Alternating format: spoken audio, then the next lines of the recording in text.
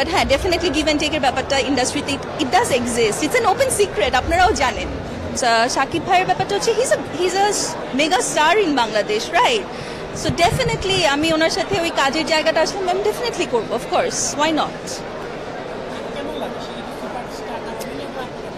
আমার কাছে মনে হয় যে কোনো অভিনেতার অভিনয়ের জায়গাটা ফুটে আসে হচ্ছে গিয়ে ডিরেক্টর এবং টিমের উপর ডিপেন্ড করে। সো ডেফিনেটলি ভাইয়া যেটা আমাদের রায়হান রাফির সাথে যে কাজটা করেছে, it's been amazing, it's been a very good work এবং উনি রিসেন্টলি বেশ কিছু ভালো কাজ করেছেন।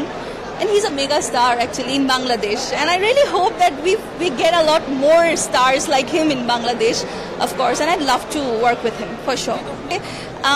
খুব বেশি দরকার হচ্ছে নিজের জায়গা থেকে নিজের প্রতি আত্মসম্মানের ব্যাপারটা আছে না, এটা অনেক বেশি দৃঢ় থাকতে হয়। ওটা যদি দৃঢ় থাকে এবং you have to be able to say no, না বলতে জানাও একটা আর্ট, এটা জানতে হয়।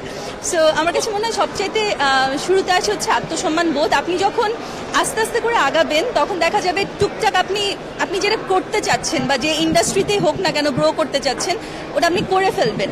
এই যেমন গিনিসের যে ব্যাপারটা, it's a big thing actually. আমি এখনো পর্যন্ত এটা কমপ্লিটলি নিতে পারি না যে ওকে বাংলাদেশের হয়ে ফার্স্ট মডেল বা অ্যাক্ট্রেস হিসেবে গিনিস রেকর্ড করা, কিন্তু এই যে আস্তে আস্তে করে টুকটাক অল্প অল্প করে এগিয়েছি, ইট ডিডন্ট মানে আমাকে হোল্ড ব্যাক করেনি। সো আত্মসম্মান বোধ ইজ ভেরি ইম্পর্টেন্ট।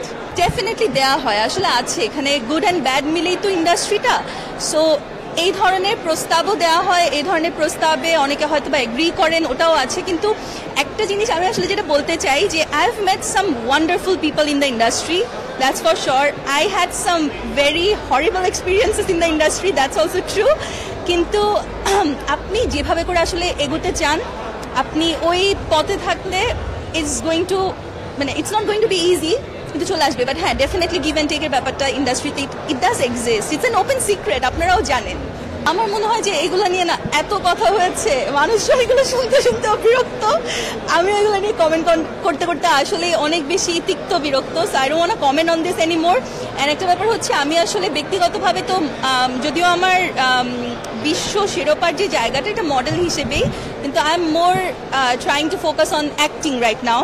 যেহেতু এখন কমপ্লিটলি আমি ঢাকাতেই আসলে দেশের বাইরে টুকটাক অনেক কাজ করেছি, এখন ঢাকাতেই একদম থিতু হয়ে আছি। So that's the main goal right now. I am looking forward to acting more, doing more projects, good projects.